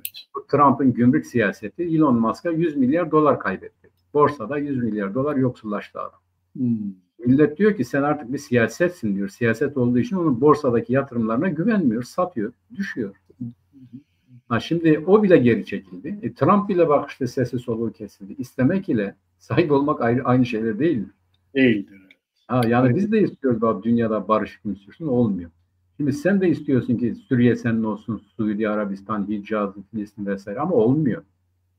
Yani bunu kabul ederek onunla sağlıklı ilişkiler temelinde bir arada yaşamayı düşün. Herkesin çıkarını esas alarak yaşamayı düşün. Yani dünya senin olmuş neye yarar? Sultan Süleyman'a kalmadı diyorlar ya. Evet. Sana da kalmayacak. Yani bunun sonu yok. Bu açgözlülüğün, bu egemenlik hırsının, bu hep benciliğin hiçbir sonu yok. Ve bu bela üreten bir şeydir. Bugüne kadar gelmişsin 22 senedir başın belada. Ne diyorsun, ben gittiğimde iyi anılmak istiyorum. Böyle olmuyor. Anılamıyorsun. İşte böyle anılır mı insan? Yani bu cendere sadece Kürtlere karşı değil. Yani uzun zamandır Türkiye'de bu tekçi anlayışın hem Kürtlere karşı çok büyük eziyetleri oldu. Hem de biliyorsun geçen hafta 24 Nisan 1915'in yıl. Orada da Ermenilerin çektikleri var. Ermenilere yaşatanlar var. Evet. Gerçekten yani o konuya da biraz değinmeden geçmeyelim. Evet. Türkiye'de çok önemli bir olay. Çok önemli bir olay. Yani o gün için 1 milyon civarında, 1,2 milyon civarında Türkiye'de yaşayan bu Ermenilerin Osmanlı İmparatorluğu döneminde bu İstanbul'da, Türkiye'de, Osmanlı'da yaşadıkları gerçekten çok ilginç olaylar. Yani. Evet abi, şimdi yani bu 24 Nisan'da dikkat edersen artık geçen seneki 24 Nisan gibi değil. Yani geçen sene biliyorsun 24 Nisan'dan aylar önce, bu 24 Nisan'da bakalım Amerika ne diyecek, Almanya ne diyecek, oraya ne diyecek, buraya ne diyecek diye hep böyle bir spekülasyon olurdu. Geçen sene 24 Nisan'da Biden'da soykırım dedi. Ve bence dalyayı koydu. Bu sene öyle değil. Niye öyle değil biliyor musun abi? Bu evrensel trajedi, bu evrensel acı, öyle diyelim. Yani birçok halkın maruz kaldığı bu acı ya da bu devlet siyaseti nedeniyle halkların yaşadığı bu acı ne yazık ki sağlıklı temellerde çözülemiyor. Günümüzde de hala olamıyor. Bak, jenoside uğramış bir millet bugün Gazze'de adeta bir soykırım yapıyor. Yani İsrail'in Gazze'deki tutumu vesairesi. Ya da onun öncesinde bu Hamas ne yaptı? Hamas gitti ve İsrail'de 300-400 kişiyi katletti. Yani nedir ne değildir ona bakmadan sırf Yahudidir diye katletti adam. Şimdi bu zihniyet bugün de öyle. Bak, daha Kanada'da mı neredeydi? Birisi kamyonla girdi sokağa, 8-9 kişi öldü. Kanada'da. Evet, şimdi bunların hepsi soykırım suçudur, biliyor musun abi? Yani bir kimliğinden dolayı yapıyor. Mesela adam giriyor içerisine, bunlar gavurdur diye kim olduğunu aldırmadan etmeden katlediyor. Bu DAEŞ'in yaptığı hadiseler aynen böyledir. Soykırım, bize karşı girişilen hadiseler. Yani Kürtlere karşı adam Kürt'e hedef aldı. Bak, Kürt de Müslüman, dikkat et yani. O da Müslüman, Müslümanlık adına yapmış ama o değil. İşte bu jenosidal zihniyet, karşı tarafı yok etme anlayışı, bitirme anlayışı. İşte bu jenosit suçudur, soykırım suçudur. Kim işlerse işlesin. Modern zamanlarda sadece Ruanda'da bu kabul edildi ve bir de Saraybosna'daki katliam kabul edildi. Saraybosna'nın hepsi değil. 2 tanesi soykırım suçu olarak kabul edildi. Biliyorsun Fransa bu Ruanda'daki soykırım için özür de diledi ama Yugoslavya'da, Saraybosna'daki o Srebrenica'daki soykırım kabul etti. Mladic falan filan yargılandı ve öyle cezalandırıldılar.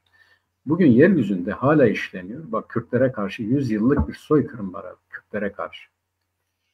Yani örneğin Zilan'da, Desim'de, Koçgiri'de, yani o nüfusun hepsi hedef alınarak yapılmış. Oraya girenler o coğrafyada, o alanda kim varsa yok etmeye çalışıyor. Bu işte jenosidal, bu soykırım suçuna girer. Zaten bu yapan adam Lapkin bunu tarif ederken, inceleme araştırma yaparken yani Osmanlı İmparatorluğu'ndaki bu suçlardan hareketle bunu üretmiş. Birleşmiş Milletler'e öneriyor, Birleşmiş Milletler kabul ediyor ama bütün devletler, Sovyetler de dahil, dikkat et. Çünkü onlar da Maoist harekete karşı bir soykırım gerçekleştirmiş. Ukrayna'daki Maoist harekete karşı, o köylülere karşı yani. Onları toptan aç bırakarak öldürmüşler. Niye? İdeolojik olarak onlar farklı. Bu Mahon diyen bir anarşist bir adam var. Onların siyasal tutumları, ideolojik tutumları nedeniyle onlara karşı bir adeta bir soykırım suçu işlenmiş. Devletler, dikkat et abi, hepsi, yani Amerika kendindeki yerlilere karşı, Fransızlar Cezerye ve Cezayir'dekine karşı, İngilizler işte Afrika'daki suçlarına karşı bu jenosit suçunu kabul etmediler bir türlü. Yani soykırımı bir türlü kabul etmediler. Bu devletler, Birleşmiş Milletler nasıl kabul etti? İşte o Lapin'den sonra pişman oldu adam, yani bütün bu araştırmasına, incelemesine, çabalarına rağmen devletler bunları geride kalmış suçlara uygulanamaz diye bir rezerv koydular. Bu yeni yapılanlar için de soykırım değil, insanlık suçu diye bir şey uydurdular. Ve öyle gidiyor. Şimdi devletlerin suçlu olduğu bir yerde bütün devletlerin soykırımcı, bütün devletlerin egemenlikleri altında tuttuğu halkları soykırıma uğrattıkları, yok ettikleri bir süreçte kimden adalet ve hukuk bekliyorsun? Ve Ermeniler de anlaşılan bugünkü Paşinyan hükümeti, bu sene biraz böyle rolantide alınmasının nedeni o. Paşinyan yönetimi de artık parlamentoların bu soykırımı kabul etmesi konusunda bir çabasının olmadığını açıkladı, biliyorsun abi. Bunun nedenlerinden biri bu, yani bu 24 Nisan'ın biraz böyle sönük geçmesinin, Trump'ın işte büyük acı diye anmasının nedenlerinden biri bu. Yani Ermeniler bu konu üzerinde kulis yapmadı mı, uğraşmadı mı, çalışmadı mı, dikkat edersen dünyada da bunun bugün de tepkileri, yankıları vesaireler azalıyor. Peki böyle mi olmalıdır? Yani bence bu devletler, şu anda var olan devletler, mantalite itibariyle değişmedikleri müddetçe bunun da sağlıklı bir çözümü olmaz. Yani İsrail bir soykırımdan çıktığı halde soykırımcı olması. Ya da işte yani ne oldu? Mesela Ermeniler böyle bir acıyla yaşadılar ama öbür taraftan Azeri-Ermeni çatışması, iki tane mazlum halkın çatışması izah edilir gibi birbirini yok etmek çerçevesinde. Yani zaten savaşlar birbirlerine karşı işlenen suçlardır. Şimdi bütün bunların yeryüzünden arındırılması, temizlenmesi için bizim başından beri üzerinde konuştuğumuz hadise şudur: herkesin kimliğine, olgusuna, inancına saygılı bir rejim kurmaktır. Yani biz onun gibi değiliz, o olduğu gibi olsun, biz kendimiz gibi olalım. Bunun üzerine kavga edecek, kendimize benzetecek bir hadise yoktur. Yeryüzü herkese yeter. Bu yeryüzünde herkesin kendisi olarak yaşaması ve herkesin kendisi olarak yaşayabileceği bir siyasal rejimin kurulması hepimiz için çıkar yol.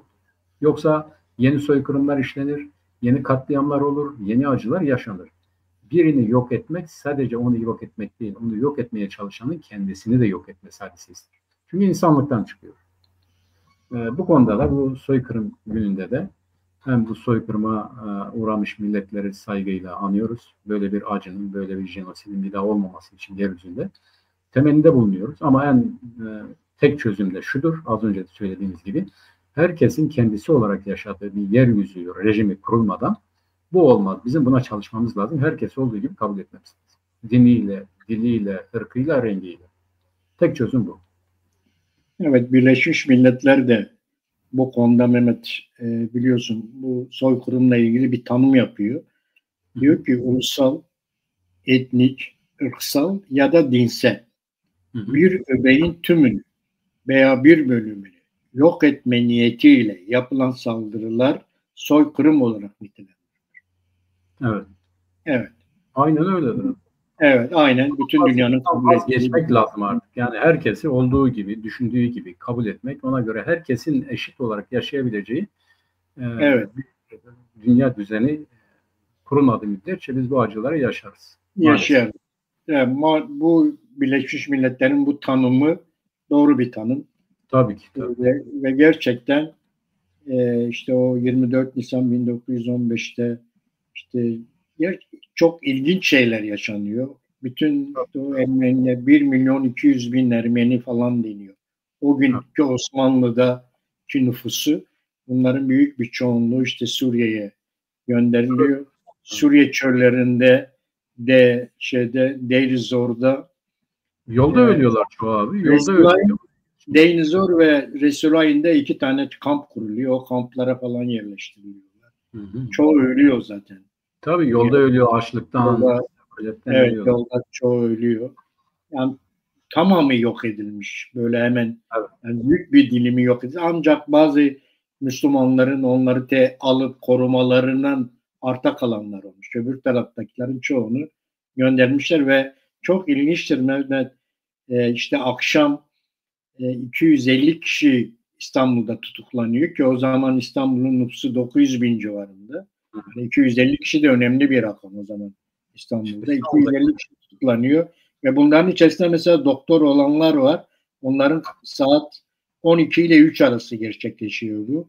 Orada doktoru çağırıyorlar, Ermeni doktoru. Diyorlar hasta var, seni götüreceğiz. Adam üstümü değişeyim diyor. Yok değiştirme diyorlar. Zaten 10 dakika sonra yapıp getireceğiz diyorlar. Bazılarına bir ifade var, alacağız seni götürüp getireceğiz diyorlar. Yani gece kıyafetlerini değiştirmelerini bile istemiyorlar. Öyle güven veriyorlar. Yani hemen size dön getireceğiz diyorlar. Ve gidiş o gidiş oluyor. 1.200.000 kişi civarında bir Ermeni nüfus Osmanlı'da yaşıyor. Evet. İşte Deir Zor'da, Suriye çöllerinde, Resulayn'de 2 tane kampta maalesef birçoğu gidiyor. Evet. Bir kısmı da zaten oradan Avrupa'ya falan gidiyorlar. Biz istiyoruz ki böyle katliamlar olmasın, bunlar yaşanmasın. Evet, evet. İyi ki Kürtler böyle düşünmüyor. İyi ki Kürtler çoğulcu düşünüyor. İyi ki evet. Kürtler kendisiyle birlikte yaşayan milletlere saygı gösteriyor. Onları yönetimde temsil edilmelerini sağlıyor. Onların kendi dillerini, kültürlerini kullanmalarını, öğrenmelerini, yaşamalarını sağlıyor. Kürtler işte şu anda bir tane yönetimleri var Güney Kürdistan'da. Orada da 5 tane resmi dil var. Bütün yaşayan azınlıklar yönetimde temsil ediliyor ve hepsiyle barış içerisinde yaşanıyor. Diğer iki Kürtler de bu sağduyu kaybetmesinler ve evet. bu şekilde devam etsinler. Evet. Evet, bu hafta da bir şey söylüyordum onu. Dileğimiz o, temennimiz o diyorum abi. Evet. Ve Kürtler bu çoğulcu yaşamdan mutlu olmaktan kaçınmasınlar.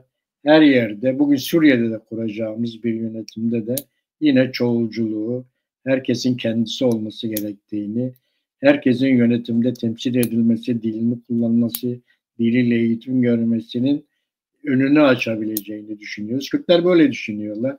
Artık bu çok önemli bir gelişme Kürtler açısından. Dileriz ki bu Suriye'de de yaşam bulur. Rojava'da yaşam bulur. Kürtler çatışmadan kendi kendilerini yönetme şansına erişirler. Bu hafta da sevgili Çarpel Medya izleyicileri bir siyasetin gündeminin daha sonuna geldik. Önümüzdeki hafta yeni siyasetin gündemi programında Mehmet Gül'le birlikte buluşmak üzere. Herkese Şevbaş Mehmet. Şevbaş abi.